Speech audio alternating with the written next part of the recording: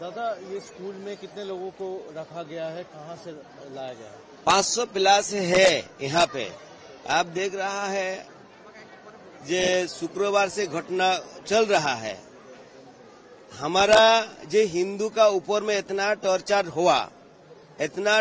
हुआ, धुलियान से बहुत आदमी आया, अपना जीवन का बचने के लिए आया। यहाँ पे क्या है, वो हिंदू आदमी है, इसी में लिए उसी को ऊपर में वो घाट तोड़ दीजिए, आंख जला दीजिए, उसको मर्डर कर दीजिए, उसको जितना भी है संपत्ति को लूट कर लीजिए। ऐसे कर रहा है।